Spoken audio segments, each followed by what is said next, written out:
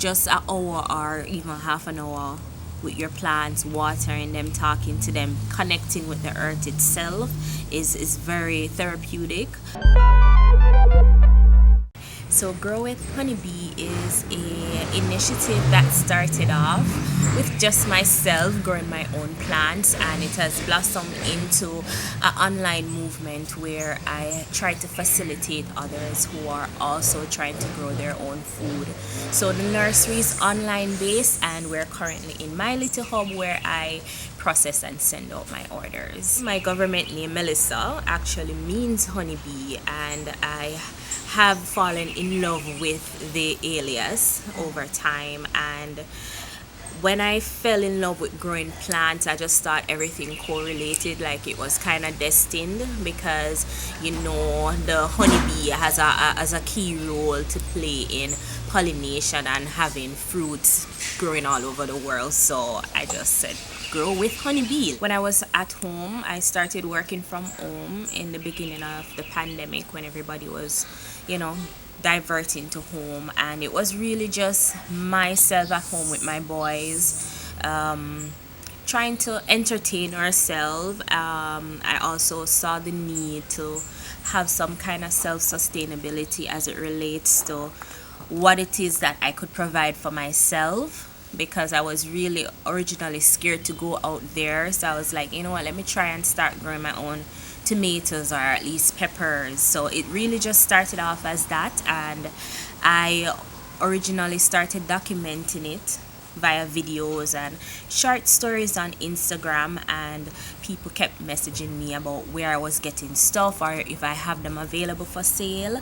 And as such, the thought just came to me to try and offer that service to people, because not everybody have that green thumb to start something from seed or to nurture something to a certain stage. So I try to offer a wide variety of vegetable seedlings, going into herbs and also going into fruit trees.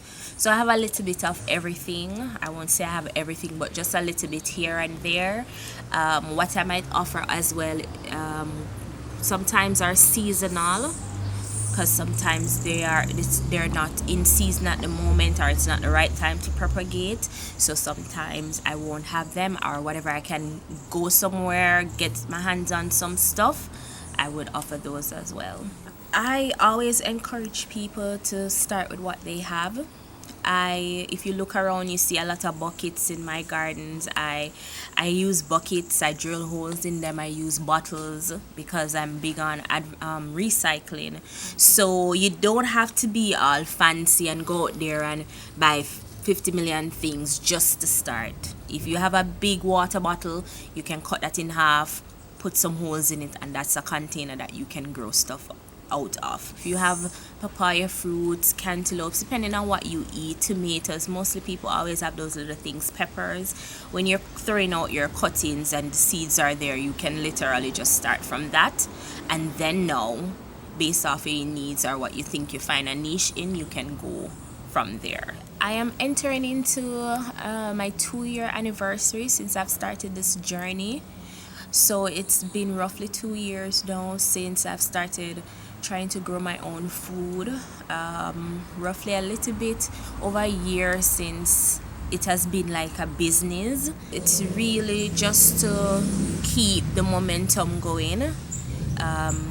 Sometimes because you have other things going on, and it originally starts off as an hobby, you have to really have a momentum going and find a good balance between not letting it be a strain for you and still be something that you enjoy doing. For busy people, they can start off with probably herbs that don't require a lot of watering, and it also depends on their space. I always ask my clients to send me a video or photo of the area. I ask them how the sun treats the area, because not all herbs can take full shade, or not all plants can take full sun.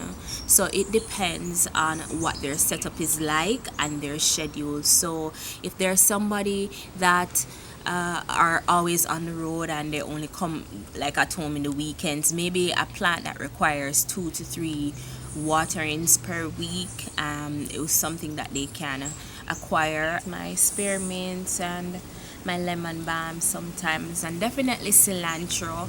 They're very temperamental, and given the summer period that we're in now, I've experienced a lot of times everything will be okay today, and tomorrow or by in the afternoon everybody looks like they're dying of thirst, like the sun just turned on extra on them on that day, so you see them looking weepy and sad.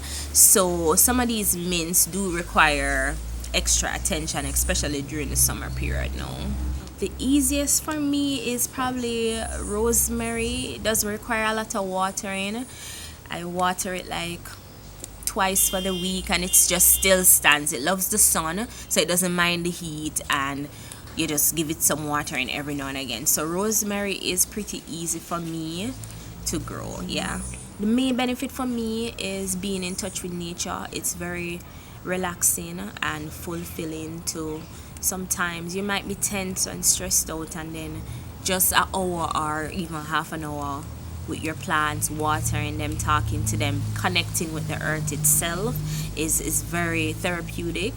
And to know that you can supply yourself with something, anything at all, is very fulfilling to know that that's where your source of food is coming from.